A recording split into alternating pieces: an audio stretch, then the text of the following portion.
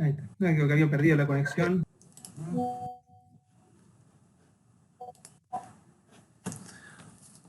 Buenas tardes a todos, a los que están presentes en la reunión, a los que van a ver posteriormente este video. Hoy nos acompaña para la clase magistral Gustavo Ferraris, ya es un amigo de la casa, ya tenemos varias charlas. Hoy Gustavo nos va a hablar un poco de nutrición, un poco de cultivos, después él se va a ampliar un poco más. Gustavo es magíster en Ciencias del Suelo en la Facultad de Agronomía de la Universidad Nacional de Buenos Aires. En el área de trabajo en el estudio de la fertilidad de suelos, particularmente de largo plazo. Esa área también se especializa en el manejo del sitio específico de la fertilización. Trabaja actualmente en INTA Pergamino. Gustavo hizo un breve resumen de tu extenso currículum. Queda abierto a cualquier ampliación que quieras hacer. Te doy la bienvenida en nombre de Clara, de Juan y mío. Así que es un gusto que nuevamente estés en esta charla magistral. Así que bueno, es toda tuya la clase. Bueno, buenas tardes para todos. Bueno, muchísimas gracias por la presentación. Desde ya que no hacía falta más. Creo que lo de magistral es muy grandilocuente, pero sí, digamos que soy un amigo de la casa. Eso sí, digamos, me parece correcto. Así que bueno, sin más voy a presentar lo que tenía preparado. Que, ¿Cómo querés que el tema consulta que te vayamos cortando o querés que juntemos todo y la hagamos al final? Eso, como vos te Mira, sientas. para mí es lo mismo, ¿no es cierto? Si surge alguna duda en el momento, con todo gusto, la podemos ir charlando, no hay ningún problema.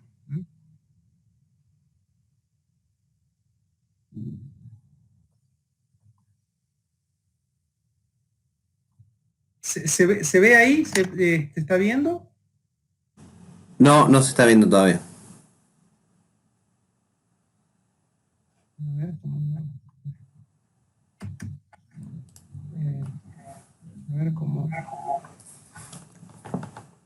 poner. Tenés que poner presentar y después hacer clic sobre la pantalla que querés mostrar antes de poner compartir. Claro. Está bien. Entonces presentar una ventana o tu pantalla completa. Eso lo puedes elegir vos. Una ventana es solo el PowerPoint y tu pantalla completa muestra todo lo que vos tengas. Ahí está, ahí está. Ahí estamos bien. ¿Ahí se ve? No, todavía no. ¿Ahí se ve bien? Todavía no. ¿Elegiste una pantalla nomás? Sí. Bueno, tenés que hacer clic donde tenés Está la el PowerPoint presentación y después pone compartir. Ah. A ver.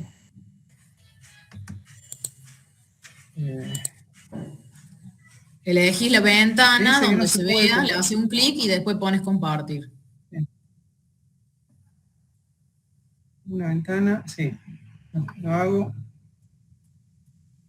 Ahí está, compartir.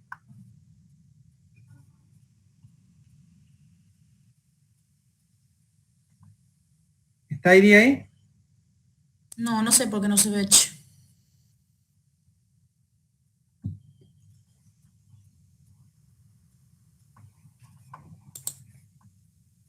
Me dice Si no, que probamos, lamentablemente hubo un error al compartir la pantalla.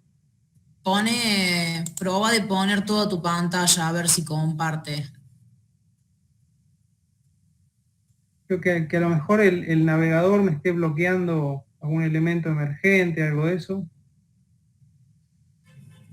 No sé, la verdad. Porque tenés tres opciones, toda tu pantalla, una ventana o una pestaña. Bien. Lo ideal sería elegir una ventana, que es la del Exacto, sí, sí. PowerPoint o lo que vos tengas. Sí, sí, yo venía haciendo eso. Y si probás a poner toda tu pantalla a ver si así anda. Ahora estoy haciendo eso. Me dice que hay un error al compartir la pantalla. Que pruebe con otro navegador, capaz que... No me dejen Bueno, hacer, o si no, me salir y conecte volver a por entrar el... a la reunión. Dale, voy a hacer eso. ¿Mm? Ahí estoy.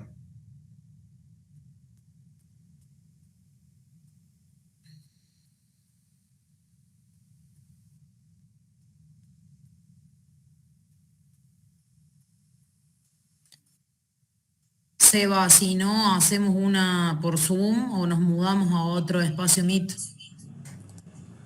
Bueno, hacemos uno nuevo. O si no, le pido a Gustavo que me lo mande. Ah, no, pero le va a ser incómodo pasar. Hagamos así, hacemos uno nuevo, si no. Probamos una vez más y si no ando yo por los dos voy creando otra reunión.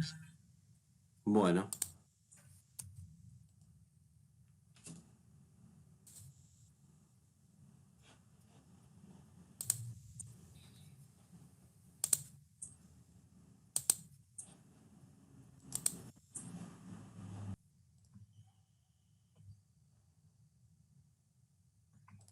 Ahora ¿Ahí sí. estaría?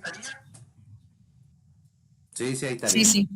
Bueno, perfecto. Yo también los escucho también con cierto retraso. Bueno, cualquier cosa que no es tan cómodo me avisan, ¿eh? Bueno.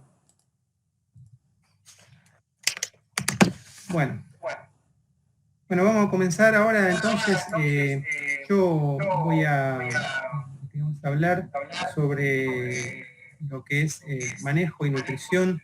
Una primera parte sobre maíz, luego sobre soja. Bueno, teniendo en cuenta, digamos, el particular escenario que venimos atravesando, sobre todo de los meses de invierno, y esperemos que se vaya modificando con el transcurso de la primavera, donde evidentemente el ciclo del agua se lo ve como un factor limitante como nunca y en muchos casos, bueno, ha disparado nuestro manejo defensivo, ¿no?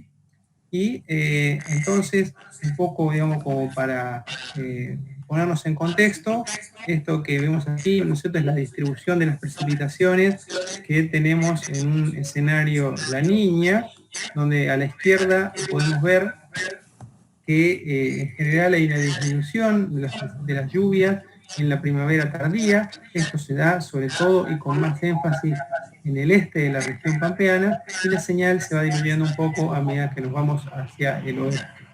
Eh, Sin embargo, Gustavo, esto es Gustavo, contrarrestado. te pido un segundo. No estás presentando en pantalla completa y entiendo que estás explicando el gráfico. Nosotros estamos todavía con la...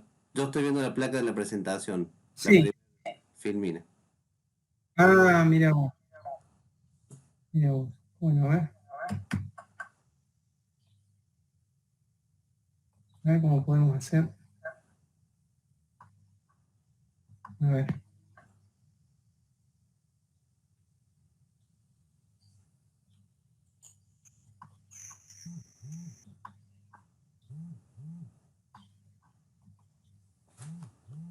A ver.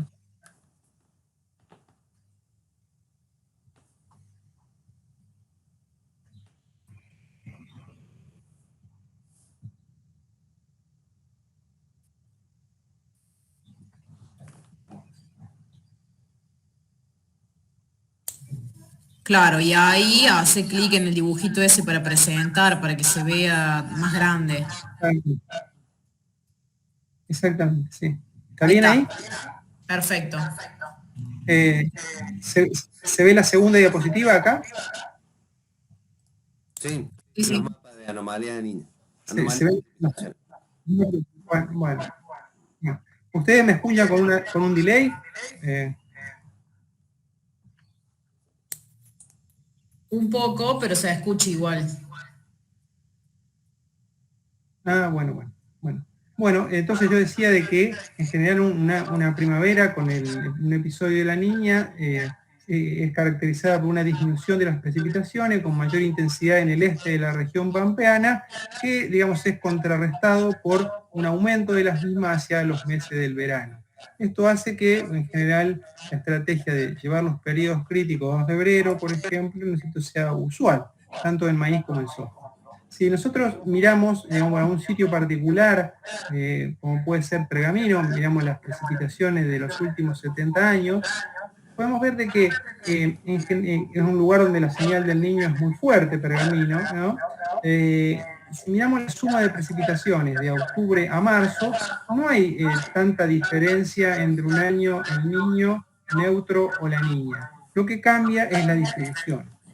O sea que mientras en el año la niña, digamos, las lluvias de octubre a diciembre disminuyen considerablemente respecto a un neutro, y esto, ¿no es cierto?, con respecto a un niño, sin embargo, ¿no es cierto?, cuando vamos hacia el verano, esto se invierte, e inclusive podemos tener más lluvias en un ciclo de la niña, ¿no es cierto?, que en el resto de los procesos. O sea, entonces esto es muy importante, ¿no es cierto?, pensando en planificar un determinado manejo, porque, digamos, por ahí a lo mejor en la suma de todas las campañas, de toda la campaña, no tenemos una sequía tan pronunciada si nosotros la tenemos en un momento del año.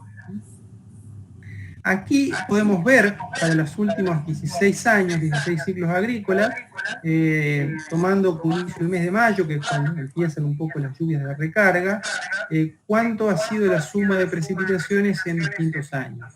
Y lo que podemos observar es que, esto es para Pergamino, por supuesto, que los 4 ciclos con más lluvia, que se diferencian del resto, fueron típicos años del Niño.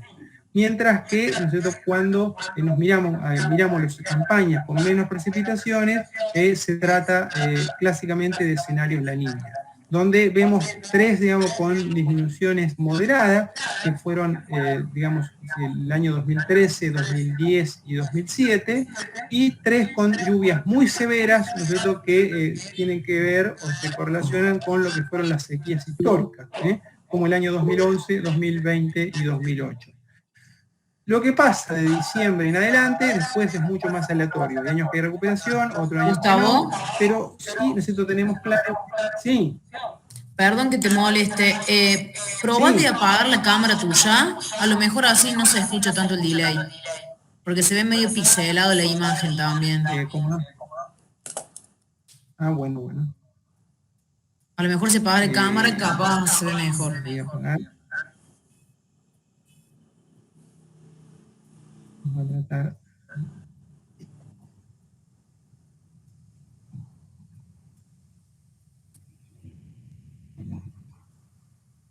Al lado del micrófono está la camarita de video, al medio. Exacto, ahí está. Ahí está. Bueno. No te molesto más. No, por favor, no, haces bien, porque lo importante es que se vea y se llegue bien. ¿Mejoró un poco? Sí, se escucha mucho mejor ahora. Ah, buenísimo. Bueno. Entonces, seguimos nosotros con esto, que bueno, que decíamos que la suma de las precipitaciones hasta diciembre tienen que ver con la ocurrencia de un fenómeno el niño o la niña, y que, ¿no es cierto?, entonces lo que tiene que ver con la siembra de los maíces tempranos, llegan al periodo crítico, ¿no es cierto?, mucho más ajustado de agua respecto de otras campañas que son más favorables, que tienen, por ejemplo, un ciclo neutral por el niño. Que te avise. Solapado sobre este fenómeno del niño, que todos lo conocemos y entendemos cómo funciona, podría haber alguna tendencia de largo plazo. Cuando nosotros miramos las precipitaciones de la primavera, ¿no es cierto?, en los últimos 60 años, una cosa bastante notable es que en las últimas 20 primaveras, en 17 hubo lluvias menores a lo normal. Lo cual, bueno, más que a los agrónomos, a los climatólogos, nos despierta la curiosidad de, digamos, si no hay algún proceso, como decíamos, de largo plazo, que esté por arriba, ¿cierto?, de este fenómeno del niño, y que nos esté llevando a tener más lluvias en el verano y menores lluvias, ¿no es cierto?, en la primavera. Esto ha hecho, ¿no es cierto?, esta distribución de las lluvias, sin duda está relacionado, ¿no es cierto?, con el surgimiento y el auge, ¿no es cierto?, de las siembras tardías en maíz.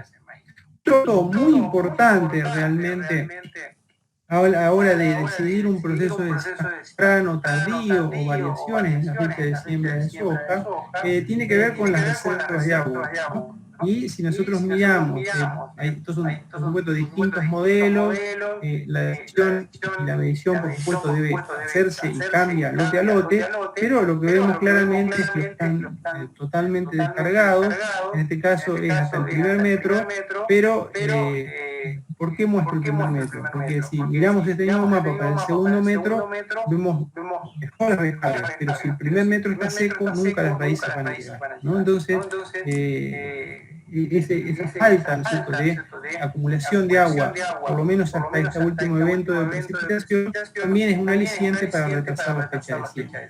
Sumado a esto, otro aspecto importante es la acción de nutrientes, ¿no? Esta campaña, ya al momento de la siembra del trigo, durante la etapa de macollaje y los pocos análisis que se hicieron, digamos, en lo que fueron los meses de septiembre, a fines de agosto, septiembre, previo a lo que hubiese sido una siembra de maíz temprano, siempre arrojaron valores de nitrógeno muy bajos, al orden de 20 a 40 unidades en los primeros 60 centímetros. Eso tiene que ver con un invierno con bajas precipitaciones, una actividad biológica muy apagada, y también nosotros puede representar un aliciente para tener un periodo de acumulación, ¿no?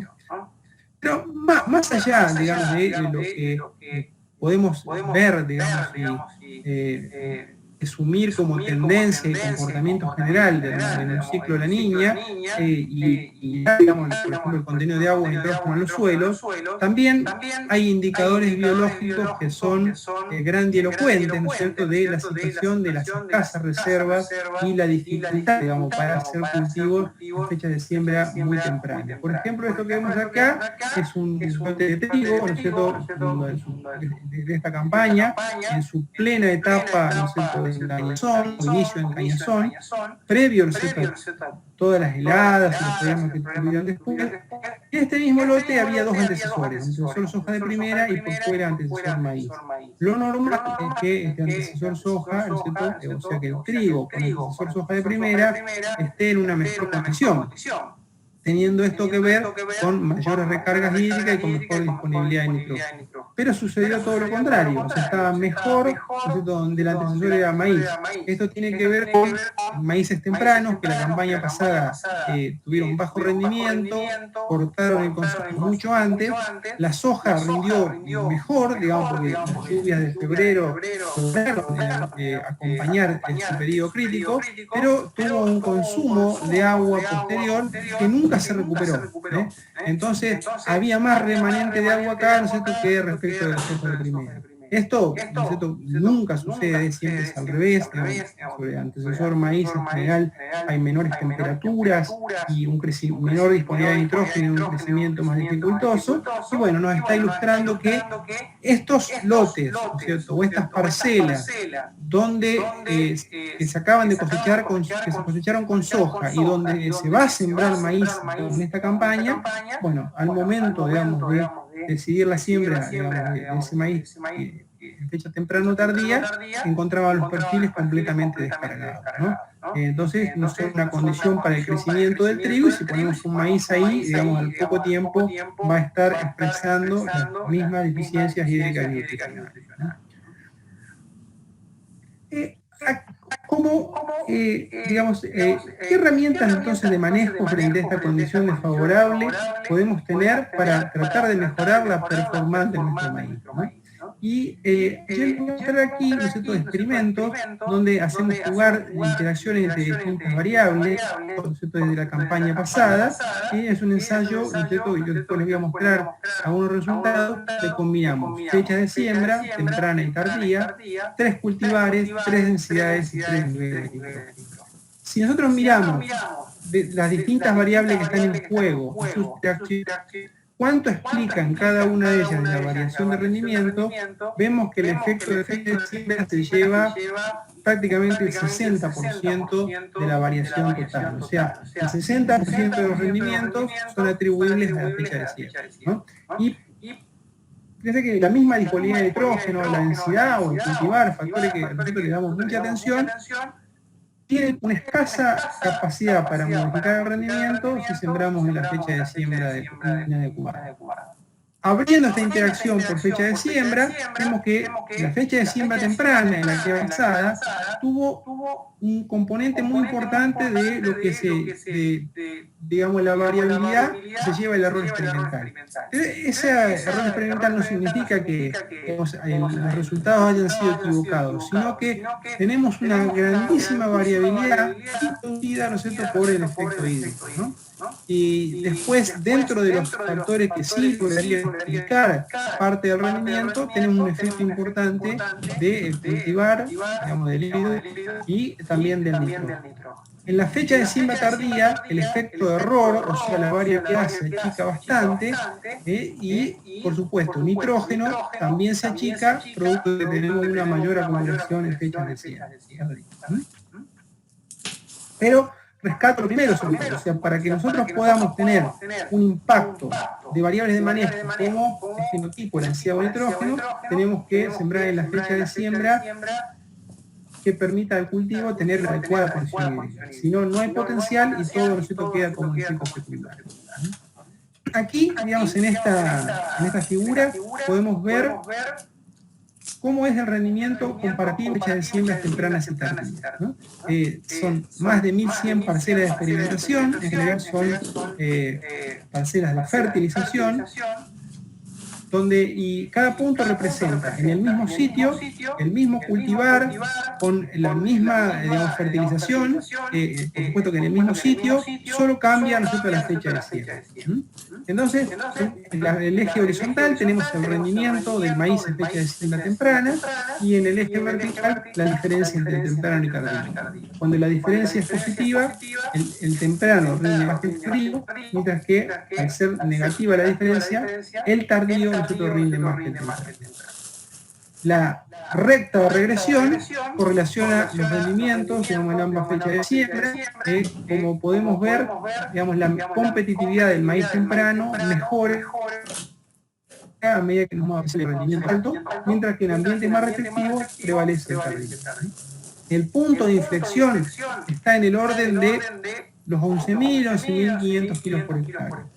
Esto nos está diciendo que, al menos bajo las condiciones de la zona núcleo, la latitud de Pergamino, el tardío, digamos, no pierde potencial. O sea, recién a niveles de rendimiento bastante altos, el temprano nosotros logra sacar una ventaja, ¿no? Entonces, podemos hacer una clasificación en función del objetivo de rendimiento, el potencial alcanzable que tendría el sitio, donde vemos que en ambientes restrictivos, con potenciales de rendimiento por debajo de 8.500 kilos por hectárea, claramente fíjense que prácticamente no hay puntos, ¿no es cierto?, por arriba de cero, o sea, el tardío siempre le gana al temprano. Del otro lado, nosotros, cuando los potenciales son muy altos, el temprano, digamos que tiene un mejor cociente fototermal, una mejor relación entre radiación y temperatura, digamos, tiene más condiciones para expresarlo, ¿no es cierto?, en fecha de siembra temprana. Además, la facilidad de manejo, la cosecha anticipada, claramente en esos sitios de alto rendimiento privilegian la siembra temprana. Y existe en el medio una zona de decisión donde que podríamos arbitrariamente marcarlas entre los 8.500 y 12.000 kilos por hectárea, donde en función de el pronóstico climático, el nivel de reserva hídrica y también la inversión que estemos dispuestos a poner en juego, podría, digamos, elegirse una u otra fecha de siembra. Hablo de la inversión porque muchas veces encontramos puntos provenientes de años húmedos, por ejemplo, este 2014 fue un año en Niño, digamos, estos rombos también son de 2015, un año muy lluvioso, pero encontramos puntos por debajo del cero, o sea, donde rindió más el tardío. Y esto tiene que ver muchas veces con una insuficiente fertilización, particularmente nitrogenada. Si el nivel de nitrógeno es poco, el tardío, que es más acompañado por la mineralización, que tiene un barbecho más largo, en general también le suele ganar al tardío. Este mismo análisis, y fíjense que con resultados muy similares, lo podemos ver para una serie de lotes de producción, que es otro universo de datos, ya no tanto a nivel de parcela experimental, sino de lotes de producción. Estos son datos provenientes del CREA Norte de Buenos Aires, en el mismo sitio, con el mismo cultivar, sembrado en diferentes fechas de siembra, pero aquí está clasificado, ¿no es cierto?, por distintos tipos de suelos, ¿no? Entonces, cuando se encuentran suelos con restricciones, como en este caso, por ejemplo, los bastidores vérticos, son de textura muy fina, suelos altos, ambientes altos y erosionados muchas veces, podemos ver que en sus ambientes restrictivos casi nunca se atraviesa la línea del cero hacia arriba, es decir, el tardío casi siempre rinde más que el temprano. Por el contrario, vemos que a pluviales típicos con napa son situaciones donde el temprano siempre le gana el tardío, y situaciones intermedias como argidoles típicos o a pluviales sin napa muestran esa ambivalencia de privilegiar las fechas tempranas en alto rendimiento y por el contrario las tardías en ambientes más restrictivos.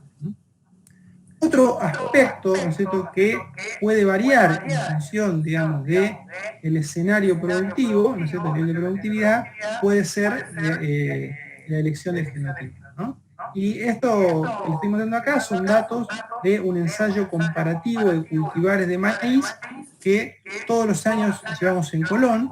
Este es un sitio que forma parte de una red que las agencias de extensión de Pergamino tienen, de la misma manera que INTA Marcos Juárez, digamos, lo hace en la zona este de Córdoba, donde, bueno, distintos personas que trabajan en la agencia de extensión, pero también algunos que estamos en el grupo Manejo de Cultivos, colaboramos con un sitio, en este caso, ¿no es cierto?, el sitio de Colón, en un ambiente de buena calidad de suelo, ¿no? Y lo que podemos ver acá, ¿no es cierto?, es para los distintos años, el rendimiento máximo, el promedio del sitio y el rendimiento mínimo alcanzado. Y, digamos, en azul, la brecha de rendimiento entre el máximo y el mínimo. Por supuesto, ¿no es cierto?, que en función de las precipitaciones fueron variando, ¿no es cierto?, los rendimientos potenciales, pero lo que es importante destacar es que en los años niña, ¿no es cierto?, siempre la brecha entre el mejor cultivar y, digamos, una performance más desfavorable se agranda mucho respecto de un año niño, ¿eh? O sea, esa brecha, ¿no es cierto?, un año niña es de un 60% entre el mínimo y el máximo, donde tenemos desde, con respecto al promedio, desde menos 26,2% hasta un 108,3%, mientras que en los años niños la brecha es del 40%, oscilando entre un 21 y un 46%. De modo que podemos decir de que los cultivares son más distintos bajo estrés hídrico que en una condición favorable. Y por lo tanto es más importante la elección de un cultivar con buena estabilidad de rendimiento. Respecto de la densidad, ¿no es cierto?, mucho se ha hablado también de este ajuste de la densidad, ¿no es cierto?, cuando estamos hablando de distintas calidades de ambientes. Por supuesto, ¿no es cierto?, que la decisión es muy intuitiva. A modo de ejemplo, ¿no es cierto?, les presento aquí un review, digamos, hecho en Estados Unidos, hecho en 2016, donde en ese momento prácticamente se integraron todos los experimentos de densidad de siembra que se habían hecho en Estados Unidos hasta ese momento, ¿no? Y de esto surge esta curva que, bueno, claramente todos la entendemos, y es que, digamos, la medida, digamos, que el potencial de rendimiento es más bajo, 6 toneladas, la densidad óptima, digamos, es conservadora, de orden de 50.000 plantas, pero cuando me voy a potenciales mejores, digamos, de orden de 14 toneladas, puedo explorar densidades más altas. Fíjense que son densidades altas, pero no son densidades extraordinarias. Fíjense que llega prácticamente al máximo, ¿no es cierto?, con densidades de 80.000 plantas por hectárea. Por supuesto que si estamos frente a un episodio de la niña, se privilegia ser conservador y, bueno, nos interesa más por ahí, por lo bajo, ¿no es cierto?, respecto del más alto, ¿no? Lo interesante es que muchas veces estos distintos ambientes se presentan dentro de un mismo lote, ¿no? Por lo tanto, si tenemos la capacidad para hacer una siembra variable en cuanto a densidad, posiblemente sea el factor de manejo que más influya, ¿no?, en esa variación continua, ¿no es cierto?, en los niveles. Para poner un modo de ejemplo y hacerlo, ¿no es cierto?, de manera local, este es un trabajo hecho también, digamos, con los CREA, digamos, del norte de Buenos Aires, donde 5 campañas, donde, digamos, hicieron distintos experimentos y aquí están agrupados por ambientes de distinta productividad. Ambientes de productividad media, ¿no es cierto?, como podemos ver aquí, ¿no es cierto?, que tienen su óptimo desde el punto de vista físico en la curva de color naranja, y el óptimo económico, teniendo en cuenta que densidades más altas tienen un mayor costo en semilla, en lo que es esta función de color azul, ¿no? Y podemos decir que el rango, digamos, de densidades óptimas en estos ambientes medios, digamos, de orden de 10 a 11.000 kilos por hectárea, estaba entre 70 a 75.000 plantas.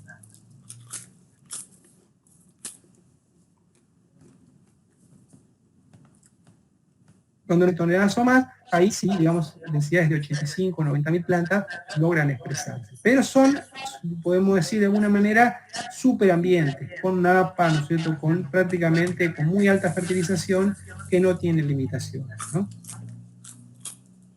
Cuando nosotros exploramos ambientes restrictivos o, por ejemplo, suelos descargados con perfiles muy secos, digamos, por supuesto que vamos a privilegiar prácticas y planteos más conservadores, por ahí, ¿no es cierto?, cultivos con baja densidad, y lo que es interesante en estos casos es utilizar algún cultivar que tenga algún mecanismo de ajuste, que puede pasar por la prolificidad, o sea, doble espiga, un ajuste importante en el tamaño de espiga, lo que se conoce como la espiga flex, o en casos extremos, ¿no es cierto?, que generalmente no abarcan la zona núcleo, que puedan llegar a capacidad de macollar, ¿no? Que eso es algo que se activa a densidades muy bajas, del orden de 20 a 40.000 plantas por hectárea, ¿no?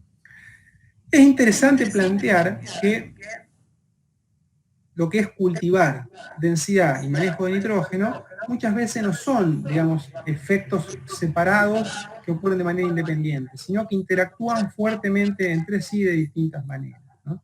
Para esto, para ejemplificar esto, les voy a mostrar un ensayo de la campaña pasada, donde estos 3 cultivares que tenemos acá, nosotros los probamos en fecha de siembra temprana, que son los gráficos de arriba, en fechas tardías, que son los gráficos de abajo, ¿no? Cada uno de estos es el mismo cultivar.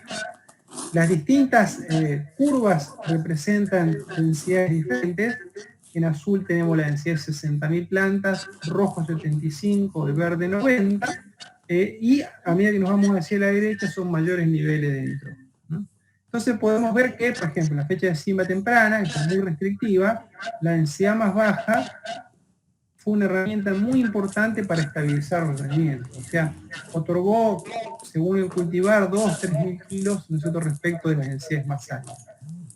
A excepción de este cultivar que se comportó mejor, ¿no es cierto?, respecto de las densidades más altas, ¿eh? Sabemos que la densidad interactúa entonces con los cultivares.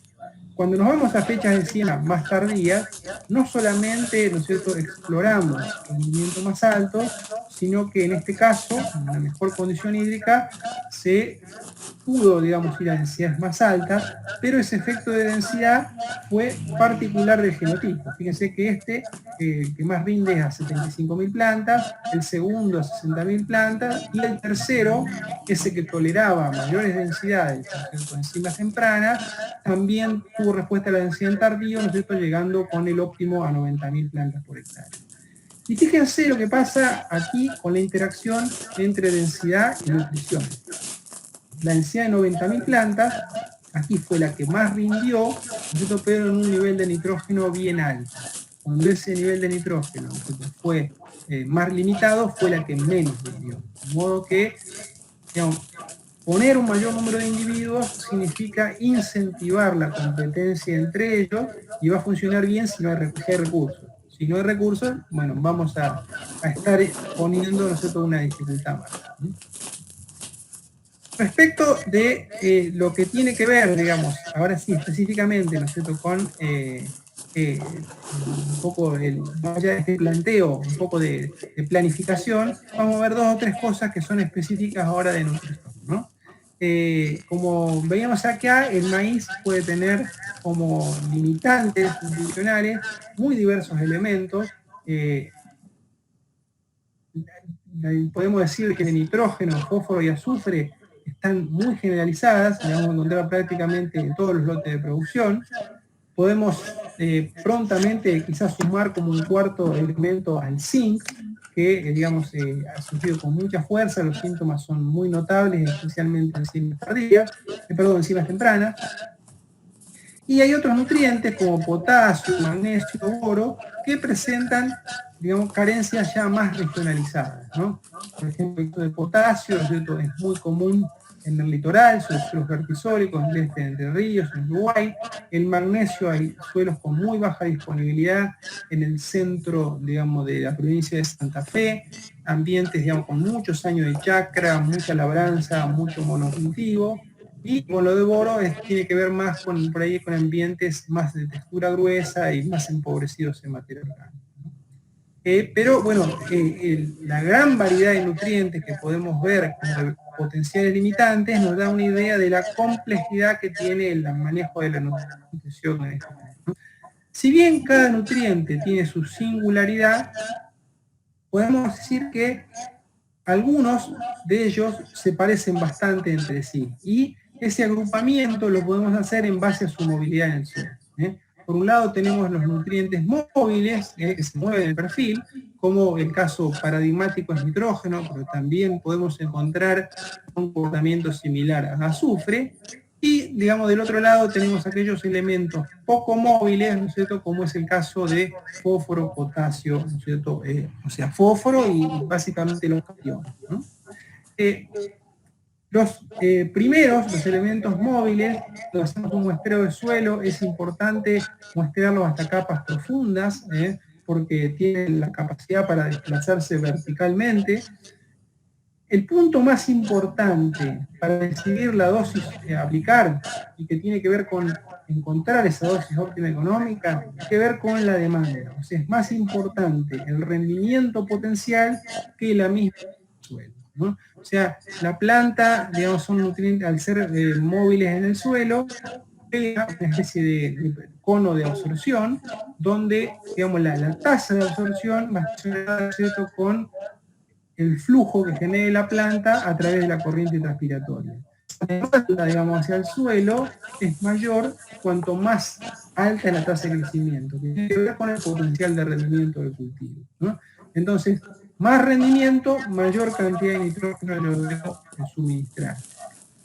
Por este proceso de flujo basal y porque sigue la corriente respiratoria, digamos, la demanda requiere de una planta creciendo activamente, ¿no? Entonces, tiene una interacción muy fuerte con el estado hídrico. Si la solución del suelo se seca, digamos, la planta deja, ¿no es cierto?, de poder asimilar ese elemento, baja considerablemente, digamos, su demanda en el suelo, ¿no? Y por lo tanto la eficiencia de uso de nitrógeno.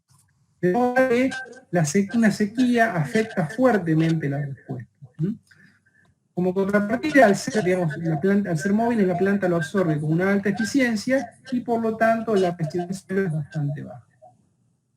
Del otro lado, para el caso de los nutrientes poco móviles, los vamos a estudiar o vamos a medir solamente en la capa superficial, es decir, en los primeros 20 centímetros.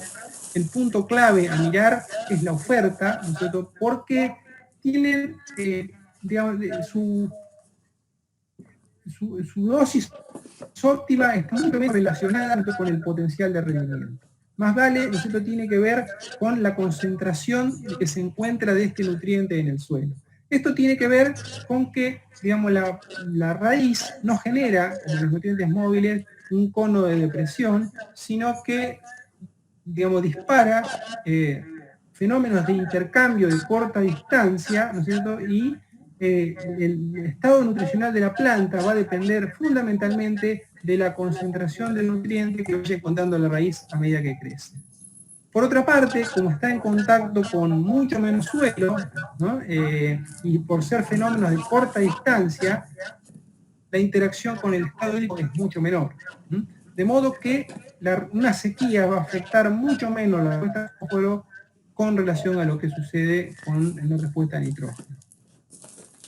Por otra parte, como decíamos, la eficiencia de absorción son muy distintas. En el caso de los nutrientes móviles, la planta en el primer año genera entre un 60 o 80% de lo aplicado, mientras que los nutrientes poco móviles, mucho menos, están en el orden de un 20, 25, 30%. Eso hace que esté mucho más nutriente en el suelo para las próximas campañas, es decir, los nutrientes poco móviles tienen una alta residualidad.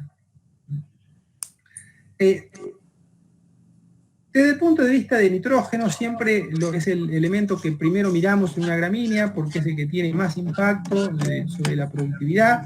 Los síntomas están asociados con la aparición de clorosis. El componente de rendimiento afectado cuando hay una carencia es el número de granos por metro cuadrado, sobre todo los de, digamos, recientes, los de última formación, son los del extremo superior de la espiga, y digamos, los síntomas de deficiencia se parecen mucho a los del estrés hídrico, una planta que empieza a senecer sus hojas desde la parte inferior hacia la parte superior, y muchas veces las deficiencias hídricas y de nitrógeno, nosotros se encuentran combinadas. El diagnóstico prácticamente en todo el país se realiza de la misma manera, un método que tiene que ver mucho con su simplicidad, que consiste en sumar una determinada cantidad de unidades de nitrógeno hasta alcanzar un objetivo precisamente de ese nutriente que permita abastecer la demanda de un dado potencial de rendimiento, ¿no? De modo que surgen valores o umbrales que son muy universales, muy conocidos, como por ejemplo 150 unidades de nitrógeno, suelo más fertilizante para alcanzar un rendimiento de 10 toneladas. Eso se usa en todo el país, ¿no? Si yo quiero alcanzar un rendimiento superior, por ejemplo, quiero llegar a 12 toneladas, ya no va a ser suficiente con 150, deberé pasar a 180 y así sucesivamente, ¿no? O sea, como vemos en este gráfico aquí a la izquierda, ese umbral, ¿no es cierto?, del potencial de rinde. En la medida en que ese potencial de rinde sea mayor, vamos a tener que ofrecer disponibilidades crecientes de nitrógeno. Como decía Confo, esto no es tan así, el umbral crítico puede ser bastante similar en cultivos de rendimiento diferente. Para ese disponibilidad de nitratos de suelo fertilizante es como una especie de foto del momento en que hacemos el análisis del suelo y no nos está diciendo demasiado acerca del potencial de mineralización que tiene el sitio a lo largo de la estación de crecimiento. Es por eso, ¿no es cierto?, que es interesante estudiar alguna medida complementaria que precisamente permita, ¿no es cierto?, en alguna medida tener una noción de ese otro componente que es tan importante, de cuánto nitrógeno se puede mineralizar a lo largo del cultivo, digamos, de la estación de crecimiento del cultivo. Y para eso se han utilizado o se han intentado utilizar distintos indicadores, como por ejemplo el contenido de materia orgánica, el contenido de materia orgánica ajustado por textura, o una variable interesante, un poco más nueva, digamos, quizá, es la determinación de lo que llamamos el nitrógeno anaeróbico, ¿no?, que sería una medida, ¿no es cierto?, del nitrógeno fácilmente mineralizable, ¿no es cierto?, en el corto plazo. Esto se realiza mediante una incubación corta de suelo, en condiciones de saturación y alta temperatura, ¿no es cierto?, en test de laboratorio, que prácticamente todos los laboratorios de análisis de suelo los hacen, y que nos permite estimar de manera bastante ajustada cuál es el potencial de oferta de nitrógeno a lo largo del cultivo, ¿no? Nosotros este indicador lo usamos un poco de manera cualitativa, es decir, si este valor de nitrógeno anaeróbico está en valores bajos, por debajo de 50, bueno, nos quedamos con el dato de nitratos entre suelo y fertilizante. Mientras que en la medida en que va a valores más altos, entonces podemos empezar a descontar unidades de nitrógeno de la cantidad que debemos ofrecer entre nitratos y fertilización.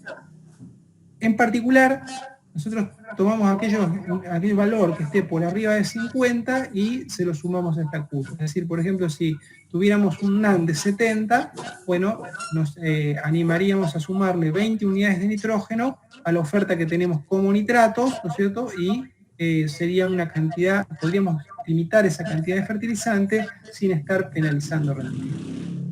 ¿Qué cambia esto, ¿no es cierto?, de esta curva, digamos, patrón que usamos en siembras tempranas si nos vamos a un tardío? Lo que nosotros vemos experimentalmente es que en las siembras tardías no cambia tanto, digamos, la cantidad de nitrógeno para llegar a un determinado rendimiento en el nivel óptimo de fertilización. Es decir, por ejemplo, para llegar a 10 toneladas, tanto en un temprano como en un tardío, probablemente necesitemos reunir 150 unidades de nitrógeno. Pero lo que sí sucede en el tardío, gracias a que la mineralización es más sincrónica, digamos, con la curva de demanda que tiene el maíz, es que si la fertilización es escasa, la penalidad de rendimiento en términos porcentuales es menor. O sea, tiene mayor capacidad de rendir eficientemente, de no tener deficiencia de nitrógeno tan graves a niveles bajos de fertilización. Y eso hace que, por ese motivo, digamos, si el nivel de nitrógeno sea limitado, muchas veces el temprano no puede expresar todo su potencial y el tardío no se lo termina rendiendo mejor.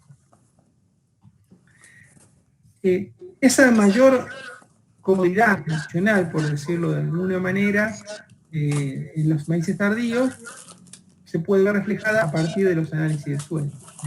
Si nosotros podemos ver, por ejemplo, simplemente tomando el dato de un laboratorio, por ejemplo, en este caso el laboratorio Suelo Fértil, que está en Pergamino, que es la Asociación de Cooperativas Argentina, ver los valores promedios de nitratos en campañas, con un universo bastante grande de muestras, y vemos, ¿no es cierto?, lo que todos vimos, que al pasar de septiembre a, por ejemplo, noviembre y diciembre, tenemos una diferencia del orden de unas 30 unidades más de nitrógeno en el suelo. Eso tiene que ver con un barbecho más largo, ¿no es cierto?, y las mayores temperaturas que permiten la acumulación y mineralización. Ahora, aparentemente, este efecto, digamos, sobre la acumulación de nitrógeno no sería solamente privativo de este elemento, sino que lo podríamos ver también en otros, como por ejemplo en el caso de fósforo. En promedio, los valores en noviembre y diciembre tienden a mostrarse más altos respecto de lo que sería, por ejemplo, septiembre-octubre, ¿no? Entonces, podría haber algún componente de fósforo orgánico aquí que se está mineralizando y que está ayudando a la nutrición de los cultivos. De modo tal que siempre, nosotros en las siembras tardías, siempre que se trate de tardío sobre barbecho, vamos a estar más holgados desde el punto de vista de la nutrición. Bueno, yo acá, digamos, teniendo en cuenta que un poco el curso está muy basado, digamos, en el manejo sitio específico de las variables agronómicas, voy a mostrar distintas curvas de respuesta a nitrógeno en escenarios cambiantes de productividad para, en alguna medida, ¿no sé, que veamos cómo precisamente ese potencial de rendimiento del sitio determina, es muy importante, la eficiencia de uso de nitrógeno, y por lo tanto hay que tener mucho foco en su interpretación.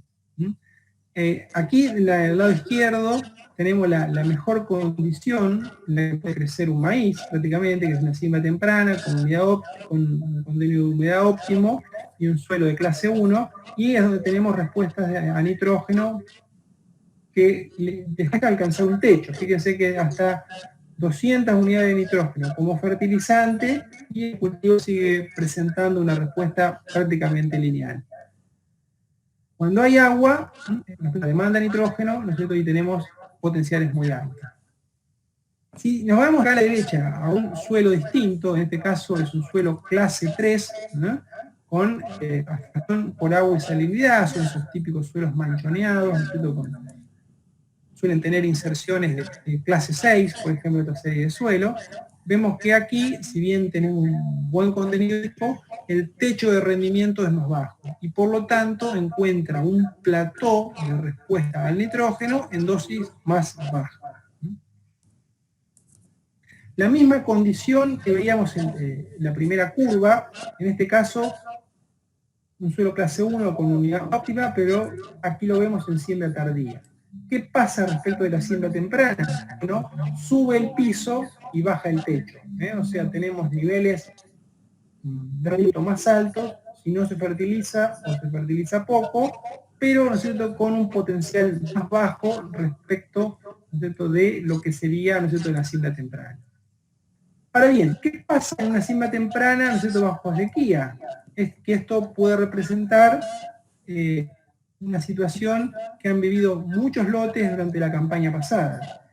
Y bueno, la falta de agua deprime completamente la demanda y plancha la respuesta a nitrógeno. Entonces, es importante tener en cuenta que aunque esto sea una siembra temprana y tengamos poco nitrógeno al inicio, vamos a tener más respuesta en un tardío, bajo una buena condición hídrica, que en un temprano bajo sequía.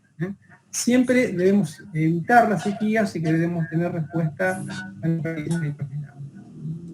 Acá tenemos otra situación que también se está haciendo bastante frecuente, un maíz tardío con un antecesor invernal que fija nitrógeno, como una vicia, y que, como ha sucedido prácticamente en las últimas 3 campañas, no logra recargar completamente su perfil y tiene una baja disponibilidad hídrica a la siembra. Fíjense que acá la limitante hídrica está muy por arriba de la limitante nutricional, o sea, tenemos un techo de rendimiento en el orden de 1.500 a 9.000 kilos y no tenemos ninguna respuesta a nitrógeno, ¿no? Entonces, ese manejo de las coberturas es muy importante, ¿no es cierto?, hacerlo teniendo en cuenta las características del año y asegurar buenas recargas. Si no, nos puede impedir alcanzar buenos potenciales de rendimiento.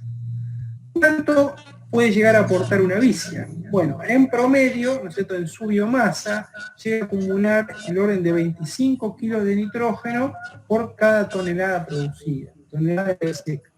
De modo que con una vicia más o menos satisfactoria, digamos, ¿no es cierto?, que tenga 3 toneladas, por ejemplo, podré llegar a acumular en el suelo 75-80 kilos de nitrógeno. Que no van a estar todos completamente disponibles al inicio del cultivo, pero que se van a encontrar en los residuos de la vicia, en la biomasa microbiana, y se pueden ir liberando de a poco, ¿no es cierto?, mientras la planta va creciendo, ¿no? Entonces, cuando yo tengo, digamos, un antecesor que me está generando un aporte de nitrógeno orgánico, un poco los sistemas tradicionales de diagnóstico se rompen, digamos, ¿no? Porque yo no voy a tener el nitrógeno como mineral, como nitratos para medirlo, sino que pueden entrar otras variables, ¿no es cierto?, como tener, por ejemplo, una mejor capacidad para ofertarlo respecto de la disponibilidad inmediata. Y en esa situación, ¿no es cierto?, es donde, por ejemplo, también la medición del nitrógeno anaeróbico, el nitrógeno potencialmente mineralizable, puede tener un rol bastante relevante, ¿no? Porque me va a estar midiendo también las fracciones orgánicas de nitrógeno que yo tenga en el suelo, ¿no? Si voy a basar, digamos, mi elección de dosis, mi supervisación del estado de nutrición nitrogenada del lote en los nitratos, a lo mejor conviene no hacer el análisis previo a la siembra del maíz, sino una vez que la vicia es interrumpida, que se siembra el maíz, cuando llega al estado de 3-4 ya va pasando ese nitrógeno a formas minerales, hay una demora del orden de los 25 a 40 días, según la región, según la temperatura, que es donde ya sí lo vamos a tener completamente distinto. Otro punto que puede modificar las curvas de respuesta, nosotros es la tecnología de fertilización. Acá vemos 2 situaciones importantes de esa tecnología. Por un lado, digamos, la localización del fertilizante. Del lado izquierdo vemos, en este caso, un maíz de segunda sobre trigo, ¿no? Que es una situación, digamos, donde generalmente tenemos no solamente los suelos secos, sino también una alta cobertura de residuos que pueden inmovilizar o facilitar la volatilización de nitrógeno, ¿no? Entonces, en esta situación, la aplicación incorporada, ¿no es cierto?, está bastante por arriba de la aplicación al voleo, ¿no? Mediante la elección de determinadas fuentes, nosotros podemos permitir volatilización, pero no la inmovilización de los residuos, ¿no? De modo que, cuando queremos hacer un maíz sobre una cobertura tan abundante y que todavía no está descompuesta, la incorporación de nitrógeno es muy relevante, ¿no? Por otro lado, nosotros esto tiene que ver con el momento de aplicación de nitrógeno, ¿no? Y acá vemos un efecto contrastante. Años húmedos, en general, las fertilizaciones en post-emergencia están asociadas a menor cantidad de nitrógeno perdido por licitación. En años secos no se ven grandes diferencias entre aplicaciones a la siembra en B6 o repartida, ¿no es cierto?, entre ambos momentos. Y por último, el cambio de la fuente, el uso de inhibidores, que también para un escenario seco puede ser una problemática importante, la de la volatilización del nitrógeno. Acá vemos que también modifica fuertemente las curvas, ¿no? Acá tenemos la curva proveniente, digamos, de la curva de rendimiento y dosis de nitrógeno, una cima temprana, con urea, una urea protegida de la volatilización, o un líquido que más de nitrógeno tiene azufre. Bueno, aquí se comportó la urea protegida y el líquido mejor que la urea común, esto por supuesto que es puesta en cobertura total y con sin lluvia. En el líquido podría estar jugando también la presencia de azufre, ¿no? La respuesta. Cuando me voy de una cima tardía, está expuesto a mayores temperaturas, por lo tanto la volatilización puede ser más importante, ¿no? Y de nuevo, y con más razón todavía en la cima temprana, la urea protegida o los líquidos funcionaron en general mejor que la urea. El seguimiento de los cultivos mediante tecnologías como por ejemplo el manejo de imágenes, ¿no? Es una herramienta muy útil para hacer un seguimiento, ¿no es cierto?, del estado de nutrición. Y, digamos, hay momentos que son óptimos para hacer estas determinaciones, y también podemos ver que el escenario puede cambiar respecto de un año húmedo o un año seco. Aquí tenemos un mismo lote de producción, un lote de alta producción, ¿no es cierto?, en el sur del partido de Colón, donde vemos cómo fue variando un índice de clorofila, que tiene que ver con la intensidad de verde y por lo tanto la concentración de nitrógeno en la biomasa, en un año húmedo y un año seco. Podemos ver que mientras en un año húmedo se marcan mucho los ambientes, y estos lugares posiblemente más planos, digamos, que no es un bajo, digamos, es una zona más, digamos, más plana, con posiblemente napa más cercana, vemos que, por ejemplo, en B9 ya se empieza a marcar, en B11 ya vemos zonas del lote con una disminución en la concentración de nitrógeno en la biomasa, que está relacionado probablemente con pérdidas por lixiviación. Mientras que en un año seco tenemos un uso mucho más conservativo de nitrógeno. Inclusive la saturación del índice llega en un año húmedo recién para R1, en plena floración, mientras que en un año seco la podemos tener entre B14. ¿Y cuándo es el momento más adecuado para mirar los cultivos? Por ejemplo, hicimos una franja de referencia, estar leyendo esa franja con relación al resto del lote. Bueno, podemos ver que en estados muy tempranos, como B6, B7, todavía el cultivo ha tenido poca demanda, poco nitrógeno en la biomasa, y por lo tanto las diferencias no se manifiestan demasiado. Y hay una ventana, ¿no es cierto?, que está entre B8 y B12, donde esas diferencias son mucho más pronunciadas. Y es donde nosotros podríamos estar mirando el cultivo y eventualmente diseñar alguna estrategia de corrección. Mientras que de B12 en adelante ya los índices tienden a saturarse, también el rendimiento tiende a definirse y por lo tanto tenemos menos impacto. Este estado de B8 a B12 puede sonar un poco avanzado, seguramente lo es de lo tecnológico, vamos a estar pisando probablemente más de lo deseado, un cultivo grande, pero desde el punto de vista fisiológico todavía tenemos mucho camino por recorrer y el cultivo no ha absorbido tanto nitrógeno, por lo tanto estamos a tiempo de realizar correcciones, ¿no? Esto que vemos acá son franjas, o sea, son análisis que nos ayudan a decidir en función de una franja de referencia qué dosis de nitrógeno agregar y cuándo se justifica realizar una refertilización. Lo que determinamos acá fue un índice de suficiencia de nitrógeno comparando un lote, ¿no es cierto?, con una franja saturada con 200 unidades de nitrógeno puesta a la siembra. Eso lo podemos hacer con un medidor de clorofila, como puede ser, por ejemplo, el Minolta SPAD, o lo podemos hacer a través de la interpretación de un índice de clorofila en una imagen satelital o en una fotografía aérea, por ejemplo, tomada con un dron. Entonces, lo que observamos, tanto para maíz temprano, tardío, ¿no es cierto?, o de segunda, es que en general cuando la diferencia de lectura entre la franja y el resto del lote es mayor a un 4%, la respuesta a la refertilización se vuelve económicamente conveniente. O sea, es mayor a un 10% esa respuesta y se vuelve conveniente.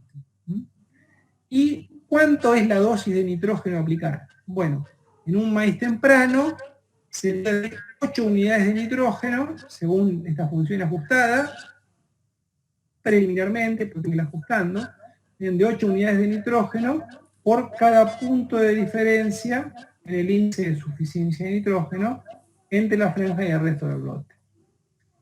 En un maíz tardío, que está más acompañado por la mineralización, este factor es de 6 unidades de nitrógeno por cada punto de diferencia entre franja y el resto del lote. Y por último, en un maíz de segunda, es más variable, está muy atado a si ese maíz segunda tiene o no una buena disponibilidad hídrica, ya que muchas veces la sequía enmascara, digamos, la respuesta a la fertilización, pero, digamos, en general suele variar entre 8 a 10, o sea, que son deficiencias generalmente más pronunciadas y tenemos que agregar más nitrógeno, ¿no es cierto?, para llevarlo a una situación habitual, ¿no? Entonces, por ejemplo, si nosotros estuviéramos más temprano y midiéramos una diferencia de un 5% entre la franja y el resto del lote, 8 por 5, la dosis óptima económica sería 40 unidades de nitrógeno para llevar ese cultivo a un buen estado funcional.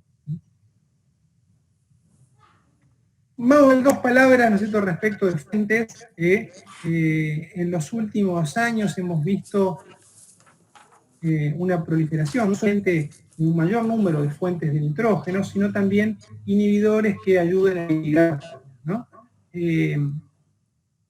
Podemos decir de que de las distintas tipos de fertilizante nitrogenado que tenemos, la urea es aquel que tiene un paso más largo hasta llegar a la forma de nitratos, que es como lo asimilan las plantas, y los líquidos, digamos, tienen una proporción en una situación intermedia, donde una parte, ¿no es cierto?, está como urea y otra parte como nitrato de amonio. Y por supuesto que el nitrato de amonio ya es una forma, ¿no es cierto?, que en general más transformada y que tiene menores riesgos de pérdida, ¿no? Entonces, la urea, durante su paso de transformación a amonio, tiene una reacción donde aumenta el pH, en el gránulo llega a valores cercanos a 9, eso hace que ese amonio tenga un equilibrio dinámico con el amoníaco. Los pH altos favorecen la producción de amoníaco, y ese amoníaco es un gas, por lo tanto nosotros podemos tener pérdidas importantes por volatilización. Por el contrario, el amonio tiene afinidad por el agua, de modo que en un suelo húmedo, si tenemos lluvia, rápidamente nosotros se va a incorporar y va a pasar al nitrato.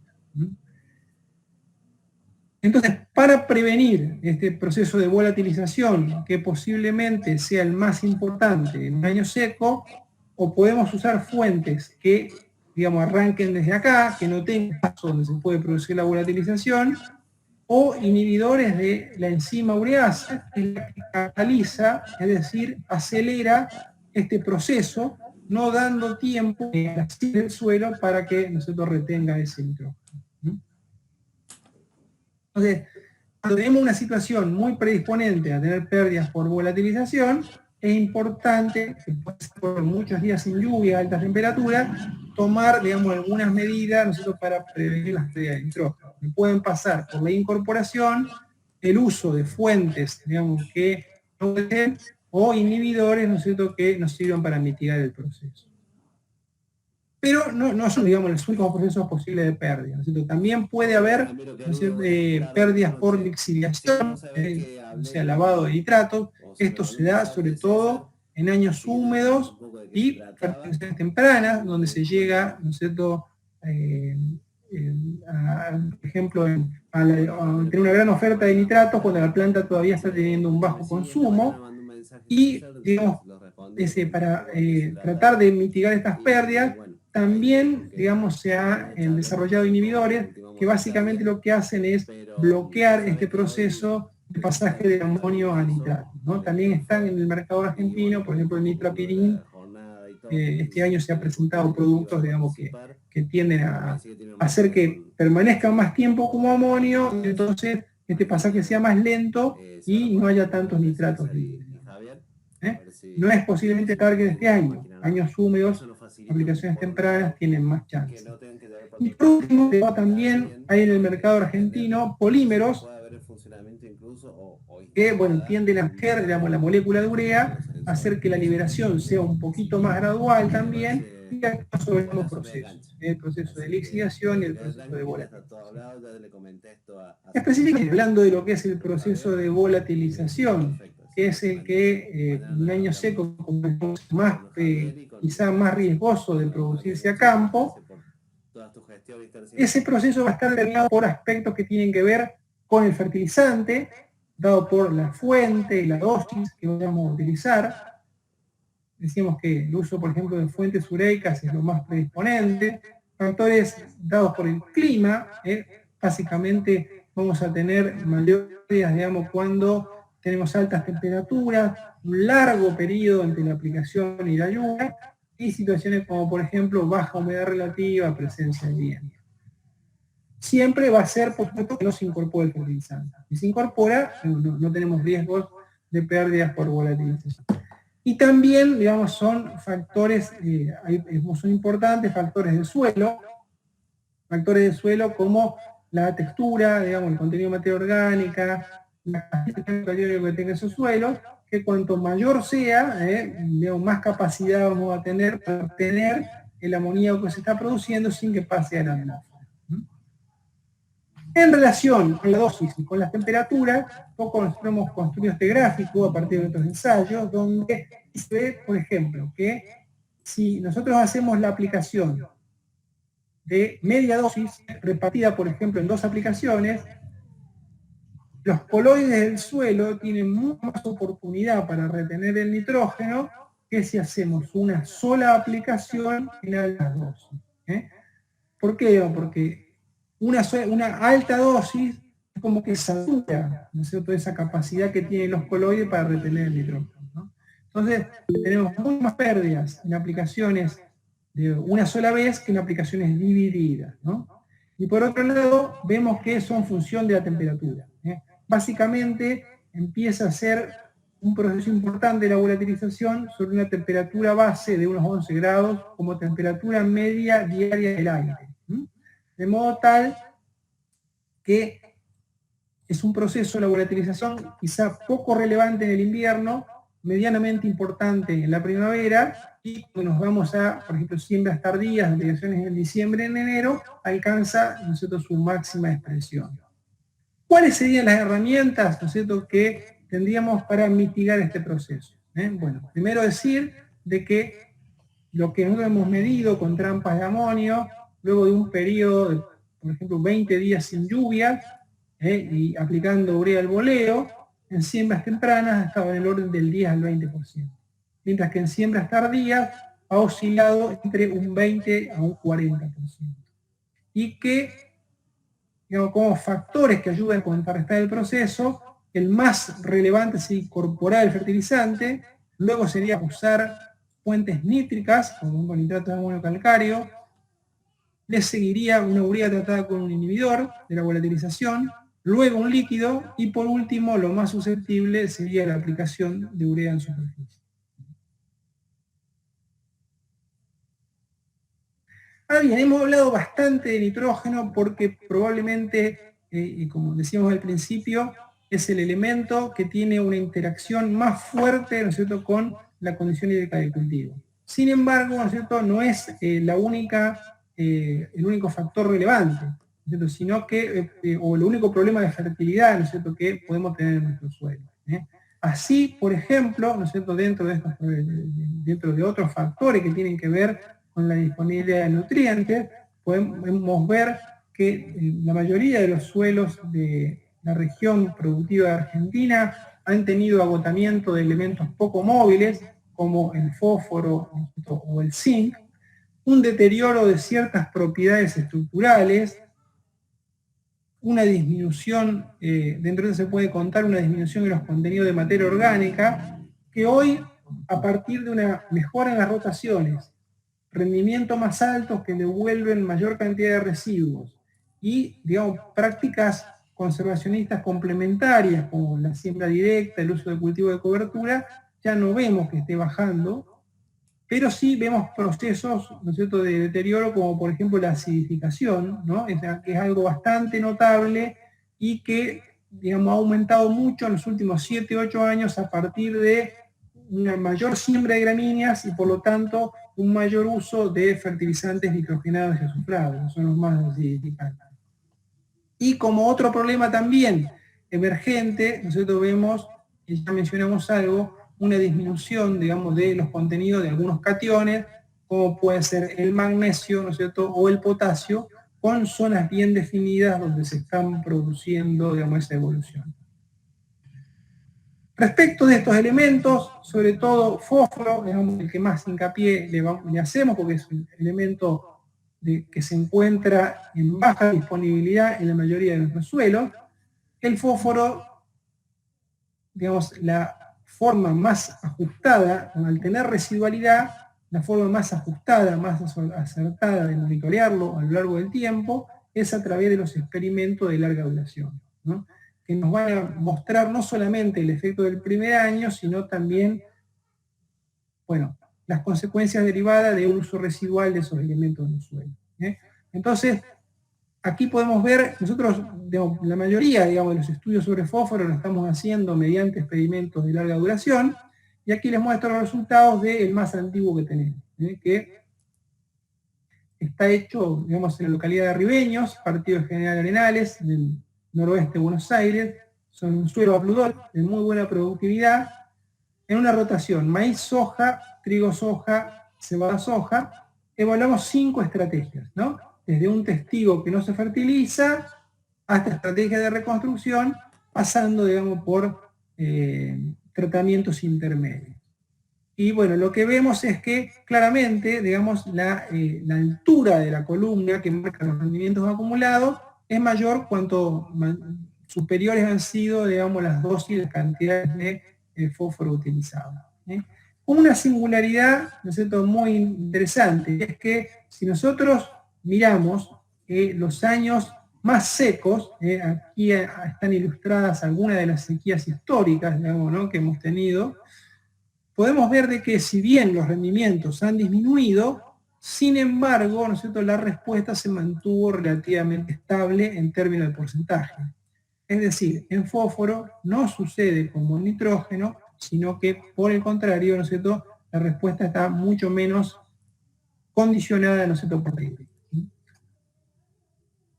Y, digamos, para un poco cerrar este recorrido, ¿no es cierto?, por distintos elementos, vamos a ver otros nutrientes, ¿no es cierto?, que quizá sin la dimensión de fósforo o nitrógeno, pero que también son importantes para el cultivo, como es el caso de azufre y zinc, ¿no? Yo les voy a mostrar acá una serie de ensayos, ¿no es cierto?, que venimos llevando hace bastantes años, ¿no es cierto?, conducidos en maíz, tanto maíz temprano como tardío.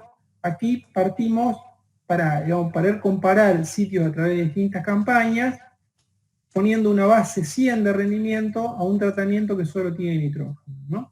Y después le vamos agregando, en función de la respuesta a fósforo, azufre, acá, digamos, con 2 tipos de fuentes, que llamamos NPS1 y NPS2, que ahora les paso a explicar qué es, y por último, ¿no es cierto?, un tratamiento con zinc. Por supuesto que la respuesta global, también en estos nutrientes, es mayor en el temprano que en el tardío. Fíjense que la respuesta es muy grande, pero que azufre también, para el costo que tiene, muestra, ¿no es cierto?, incrementos muy interesantes, y aún en siembras tardías, ¿no es cierto?, mostró incremento del 12%. Esto de NPS1, NPS2, ¿qué sería? Bueno, acá es una comparación de 2 fuentes, en este caso una mezcla física y una mezcla química, con la misma concentración teórica de fósforo. Y fíjense que tanto en siembras tempranas como tardías encontramos una diferencia del orden del 4%. ¿A qué se debe esta diferencia?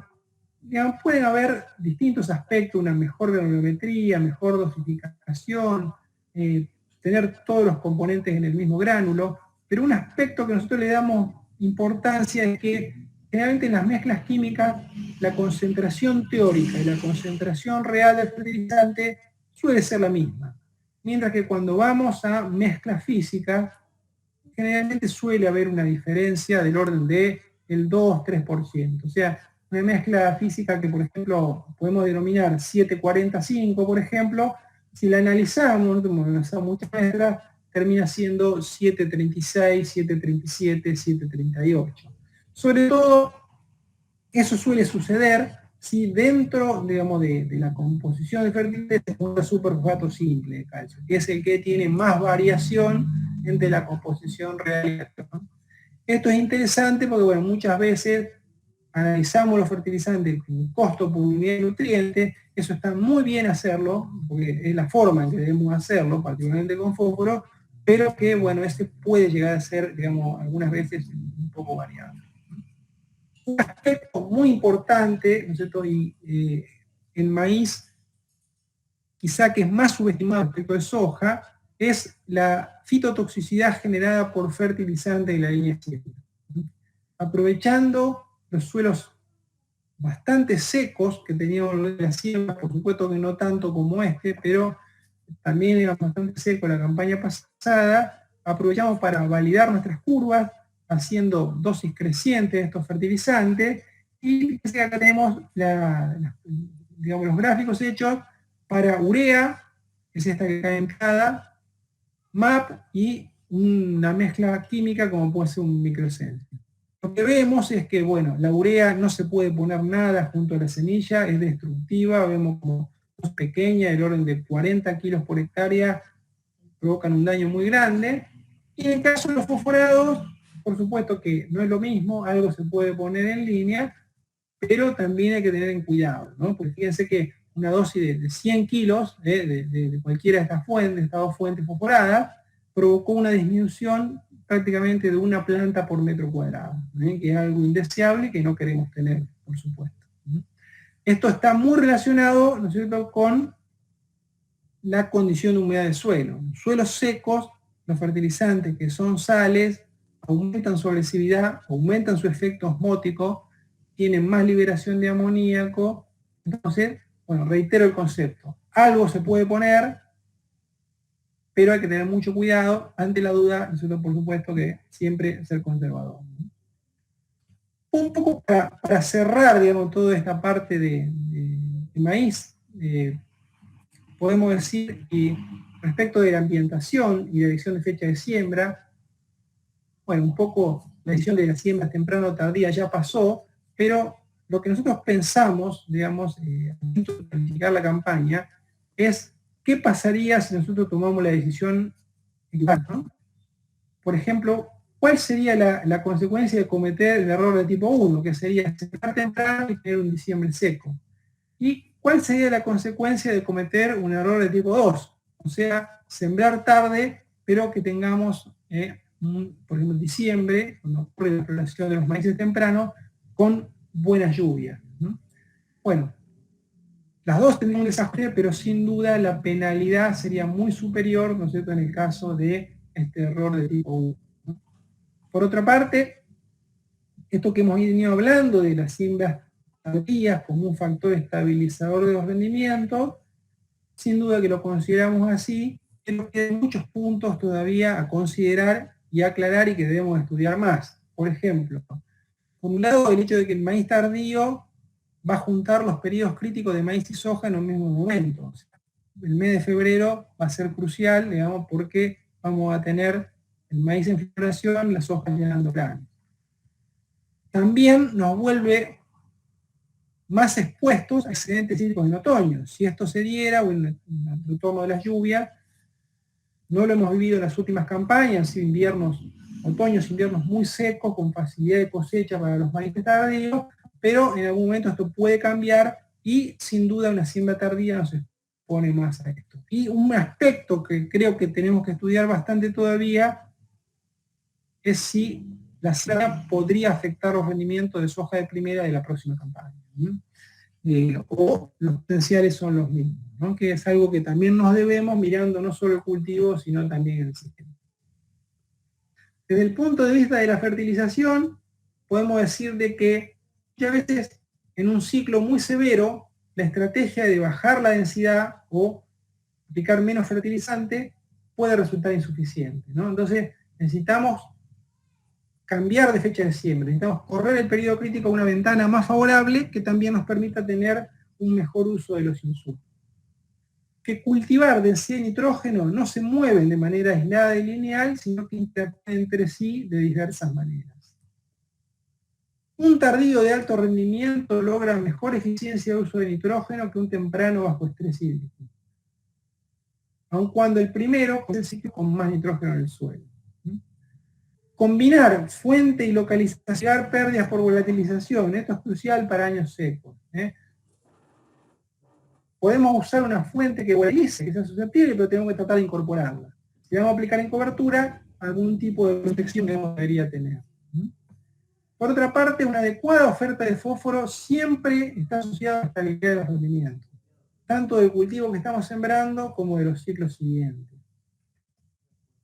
Otros nutrientes, como azufre, zinc, aspectos más estructurales como el pH, ¿no es cierto?, son problemas muy importantes y, bueno, son objeto de estudio actual y van a tener mucha más relevancia, sobre todo a futuro. Y bueno, con esto finalizo mi presentación. Creo que se ha ido bastante tiempo, por lo tanto, yo lo que les propongo es estar a disposición para las preguntas que surjan del cultivo de soja y también de alguna que haya quedado, ¿no es cierto?, respecto de maíz. Así que bueno.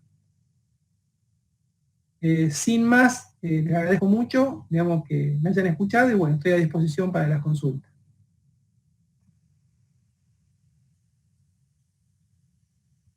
Muchas gracias, Gustavo. Clarísimo la presentación. Ahí había algunas consultas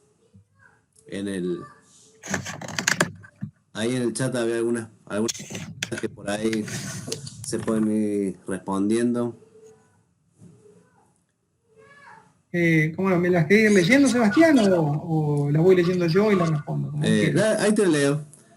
Bernardo Palomo pregunta si ven alguna asociación de incorporación de nitrógeno en dosis total a la siembra del maíz tardío con mayores problemas en el vuelco.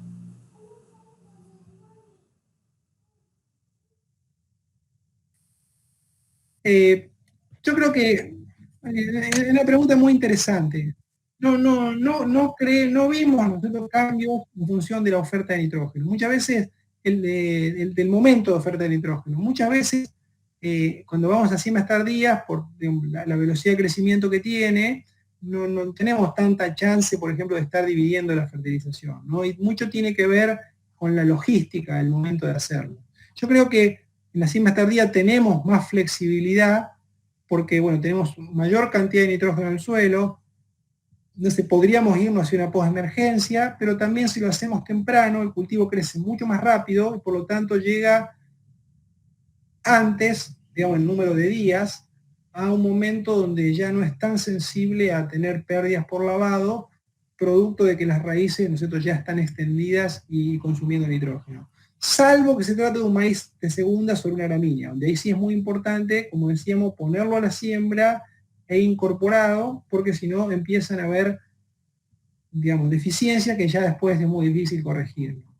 La presencia de vuelco, yo creo que está muy asociada sobre todo al cultivar, y yo creo que el aspecto más importante que tiene que tener un genotipo para siembras tardías es que tenga una gran fortaleza de caña y de raíces, porque está mucho tiempo en el campo más allá de madurez fisiológica, ¿no? Entonces, si es un cultivar frágil o que removiliza mucho, digamos, probablemente tengamos muchos problemas antes de cosecha, ¿no? Esa removilización en siembras tempranas a veces es un factor, digamos, deseable, porque es más eficiente en el uso de nitrógeno, no deja nada en la caña, lleva todo al grano, y aparte está relacionado con velocidad de secado. Pero un híbrido que se desarma, digamos, por decirlo de alguna manera, en siembras tardías, no va a ser bueno, ¿no? Y aparte, bueno, puede haber otros aspectos, ¿no?, como por ejemplo la presencia de gusanos blancos, la presencia de insectos del suelo, o de enfermedades de base de tallo, ¿no?, que también son causantes de vuelco. Bien, bárbaro. Después Manuel Guayman hace un comentario que en el este de La Pampa, con suelos arriba del 70% de arena y 1,2 de materia orgánica, el NAN está muy bajo. Y pregunta, ¿qué cantidad de nitrógeno, suelo más fertilizante, consideras para un maíz tardío de un potencial de 7 a 8 toneladas sobre un centeno de cultivo de cobertura?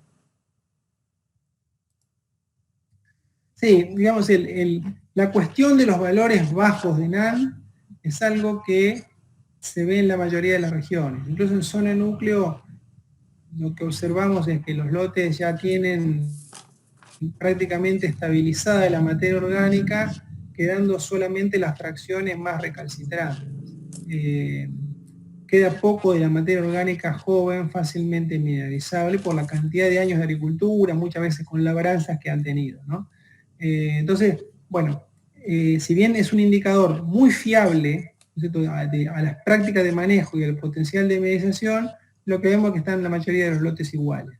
Pero la sensibilidad del método la podemos ver cuando hacemos alguna práctica disruptiva, por ejemplo, la utilización de algún abono orgánico, un guano, cama de pollo, o mismo un cultivo de cobertura de una especie que fije nitrógeno. Ahí los valores de NAN aumentan mucho, aumentan muy rápidamente, ¿no? Respecto de, digamos, el objetivo de nitrógeno, como decimos, está muy relacionado con el nivel de rendimiento que yo quiero buscar, ¿no? Para ese objetivo de 10 toneladas, 150, digamos, unidades de suelo más fertilizante, es un valor bastante, digamos, usual, digamos, y utilizado prácticamente en toda Argentina.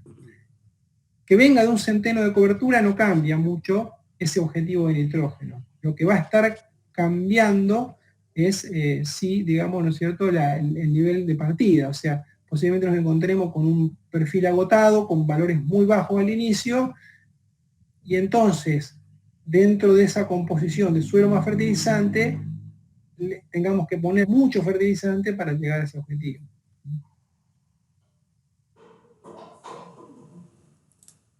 Bien, y ahí creo que también apunta al cultivo de cobertura. Decías que por ahí una vicia o alguna leguminosa aporta, tiene un NAN más alto.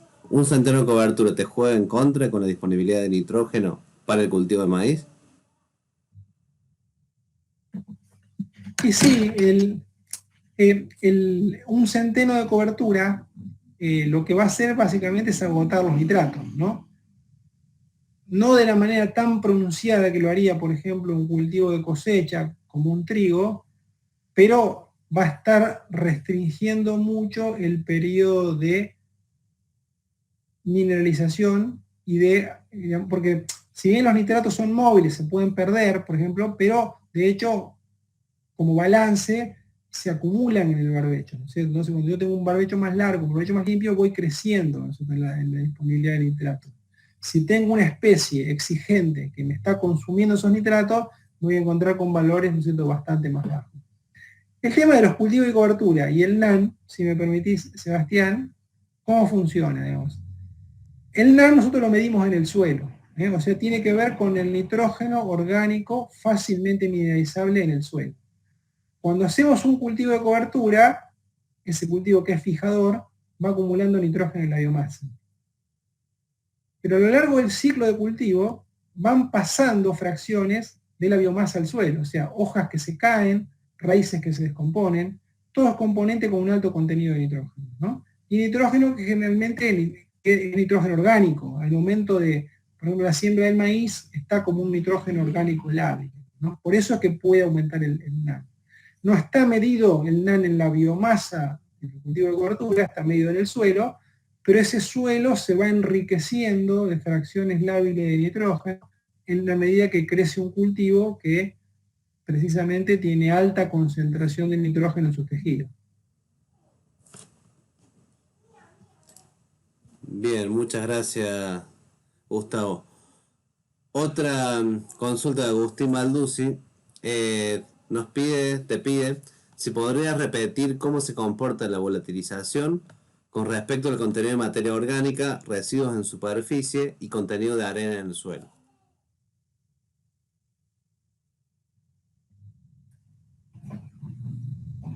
El proceso de volatilización. Yo voy a apagar la cámara, porque me parece que ha vuelto el delay desde que yo prendí la cámara. Entonces a lo mejor tenemos mejor conexión, ¿no?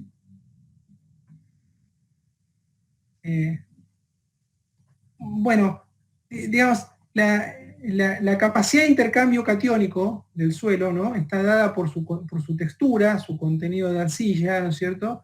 Y por los coloides, particularmente la materia orgánica, ¿no? En definitiva, sería la cantidad, la suma de cargas negativas que pueden llegar a atrapar ese amonio que se va produciendo, ¿no es cierto? Que por supuesto tiene cargas positivas, ¿no?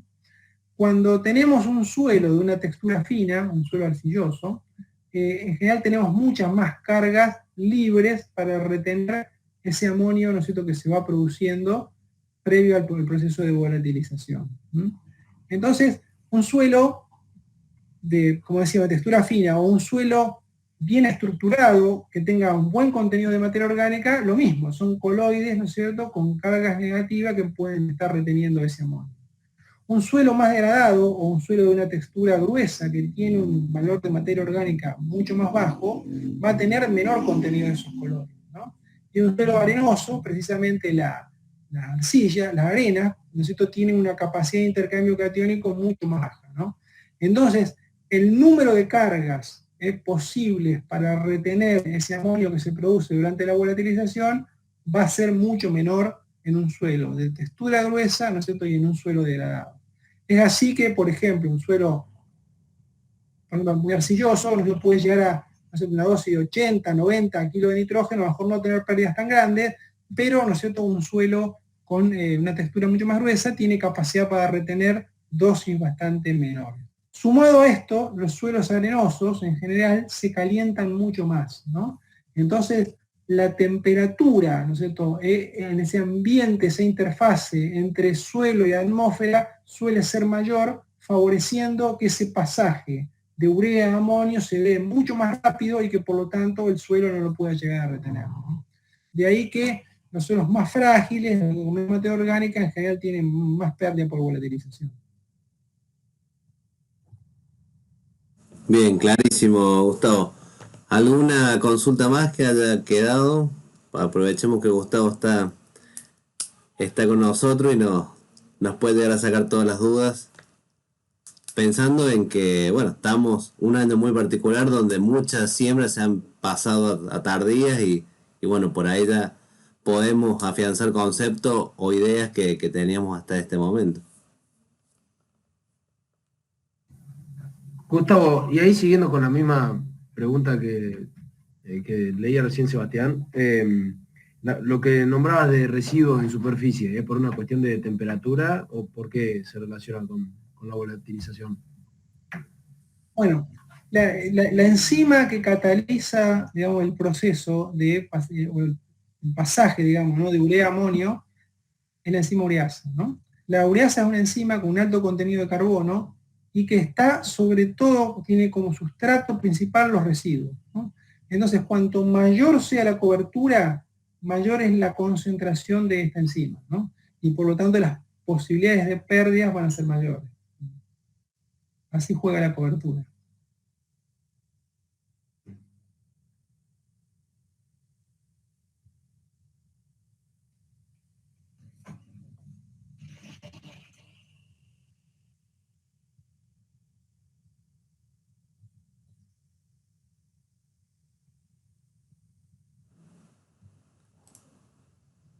Acá tenemos...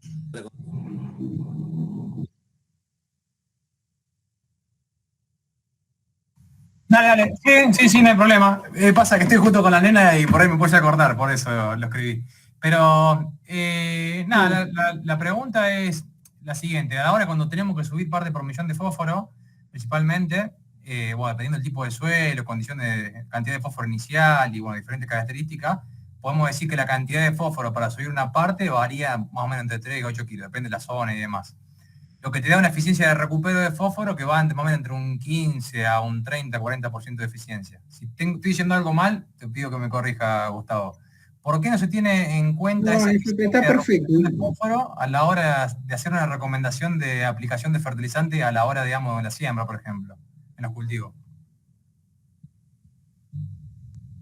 Bueno, lo primero, digamos, a decir es que en el caso del fósforo yo no podría hacer como nitrógeno, que sumo el del suelo más el del fertilizante, ¿no?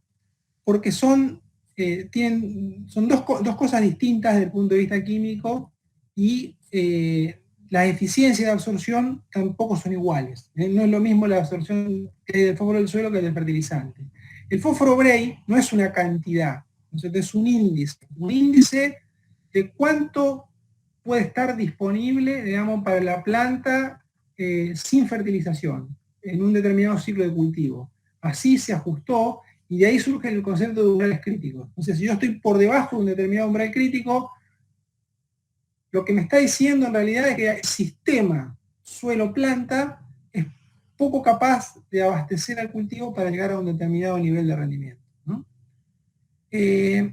Y en general, digamos, cuando nosotros hacemos las recomendaciones de dosis y tratamos de ajustar curva de respuesta, ¿no es cierto?, en función de llegar, digamos, a una situación de suficiencia, vemos que esas curvas tienen una inestabilidad mucho mayor respecto de las que tienen las nitrógeno. Entonces empezamos por ahí a ponerle factores de eficiencia, ¿no es cierto? Y bueno, subir una parte por millón de manera permanente en el suelo no necesariamente tiene que ver, ¿no es cierto?, con que el cultivo, ¿no es cierto?, esté en su óptimo, ¿no es cierto?, en su óptimo nivel de nutrición para tener un máximo crecimiento, sino que es, digamos, la cantidad que yo debo agregar una vez que he hecho el balance, ¿no es cierto? Por ejemplo, si tengo, yo le saco la cuenta de cuánto es la extracción con el grano, cuántos son los aportes, qué diferencia tiene que haber en ese balance para, de manera permanente, ¿no es cierto?, estar subiendo una parte por millón.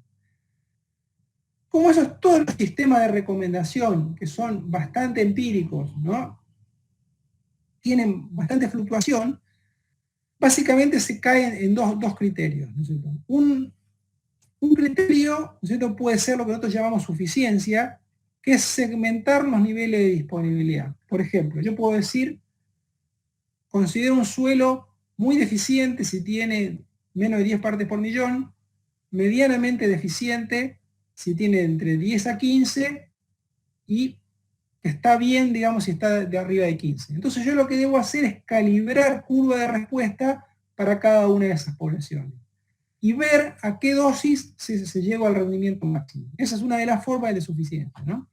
Y el otro concepto es el de balance, que significa cuantificar la extracción en base al rendimiento y la concentración de fósforo en los granos y tratar de devolver esa cantidad, ¿no es cierto?, al suelo, ¿no?, mediante fertilización o una determinada enmienda.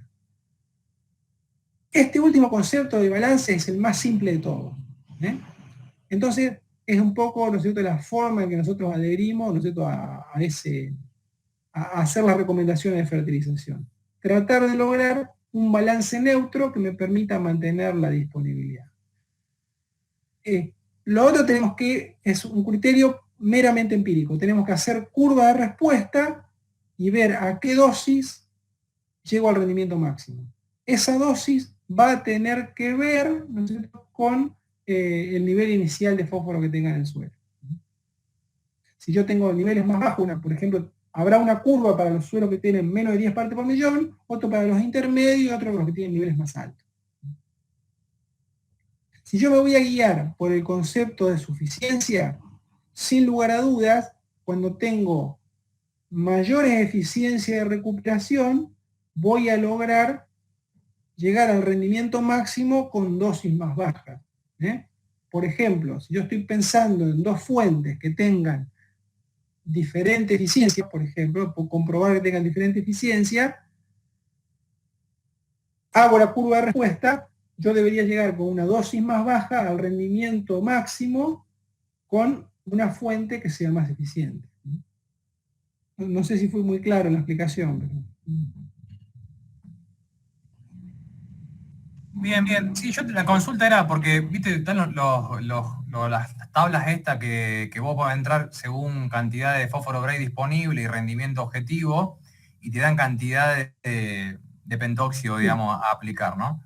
Y, y por lo sí, sí. general, cuando se usan esas tablas, para hacer la recomendación de fertilización o demás, se toma a la cantidad como un todo del fertilizante, digamos, no se afecta por una eficiencia, nada, esa era la consulta en precisa, digamos, sí. Claro, claro. Sí, esos sistemas de recomendación en realidad tienen una base empírica, o sea, tienen por detrás, si están bien hechos, curvas de respuesta que lo han calibrado. Y bueno, a partir de esas curvas de respuesta se indican esos valores en función de dosis y en función de, a veces en función de rendimiento, pero sobre todo lo que más tiene que ver es la disponibilidad inicial, ¿no? Entonces, es como que, bueno, no se muestra la curva, pero está por detrás una curva de ajuste. Y la eficiencia implícita es una eficiencia media, ¿no? Se ponen valores más bajos, valores más altos, se promedia y tiene una eficiencia media, ¿no? Pero bueno, o sea, acuerdo contigo en que hay variaciones. Por ejemplo, si yo estoy poniendo el fósforo localizado junto a la semilla o muy cerca de la semilla, voy a tener una eficiencia mayor que si lo estoy aplicando en cobertura, en la generalidad de los casos. Sobre todo, por ejemplo, si estoy en un cultivo de invierno, en una época fría o en época que no llueve. Y también distintas fuentes pueden tener eficiencia distinta. Bien, perfecto. Y aprovechando ya que te estoy preguntando, te hago una más y no te molesto más. Eh, si No ves hay algún problema, no hay problema. De eso estamos. La otra pregunta que veo que te quería hacer era el tema de la relación antagónica entre fósforo y zinc en los campos, en los lotes que hay bajos niveles de fósforo, que se ha empezado a bolear para tener una recuperación, ¿no? Que también observamos por ahí en los maíces deficiencia de zinc en lotes que no tienen análisis de suelo bajo contenido de zinc. ¿Puede ser una cuestión por un antagonismo entre el fósforo y el zinc que está mostrando esa sintomatología, digamos? Tiene que ver ese antagonismo, tiene que ver a veces la época del año, ¿no? Un maíz temprano, muchas veces cuando lo sembramos, estamos en la salida del invierno, no hay temperatura, la raíz por varios días explora una porción de suelo bastante acotada, entonces, bueno, la concentración en los tejidos es baja. Lo que está diciendo el síntoma es que la concentración en los tejidos es baja. Más que una estrategia de reposición de fósforo en cobertura, yo la asocio muchas veces precisamente a la aplicación de fósforo localizado en línea. ¿Por qué? Digamos? Porque cuando yo pongo el fósforo en línea, la concentración de fósforo en esa línea es altísima, ¿no? Entonces, yo cargo la línea precisamente de iones negativos. En el caso del ion fosfato tiene 3 cargas negativas, es muy reactivo y tiene mucha afinidad por los cationes, ¿no? Entonces, todo el zinc que anda dando vuelta en esa porción de suelo reacciona con el fósforo y queda formando un complejo, ¿no? Un complejo que es reversible. Entonces, la planta, digamos, no encuentra zinc disponible en esa línea de siembra.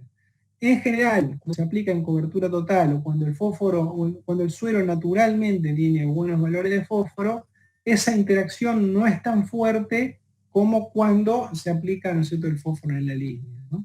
Pero tiene que ver con una situación de saturación, digamos, de la solución en ese sitio, ¿no? Bien, perfecto.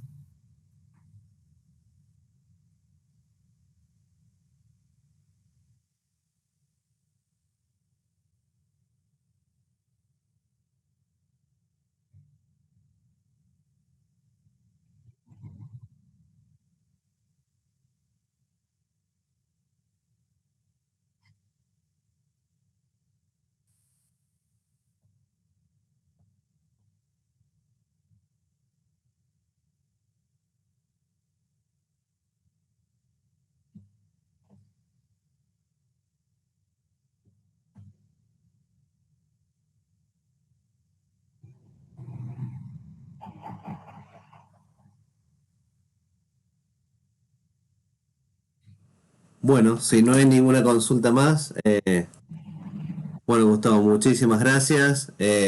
Excelente nuevamente la presentación.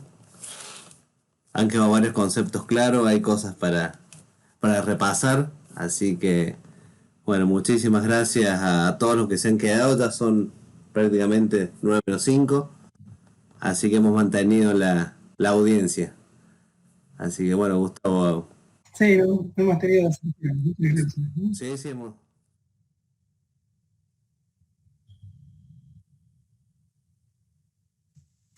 Che, bueno, la verdad, clarísimo como siempre. Estamos cada vez mejor con los tiempos. Al principio por ahí se nos complicó un poco la conexión, pero enganchamos. Y me parece que las consultas que surgieron están buenas y suman. Así que buenísimo. Como siempre. Bueno, muchísimas gracias a todos por conectarse. Gracias a los chicos realmente por la invitación. Un placer como siempre. Y bueno, será hasta la próxima.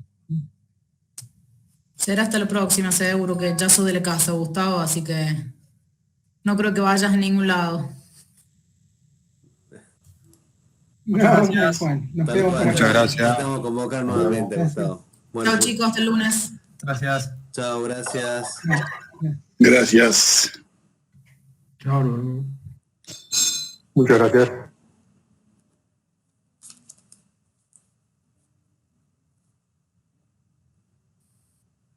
Chao, Seba, chao. Chao, Gustavo. Chao. Muchísimas gracias.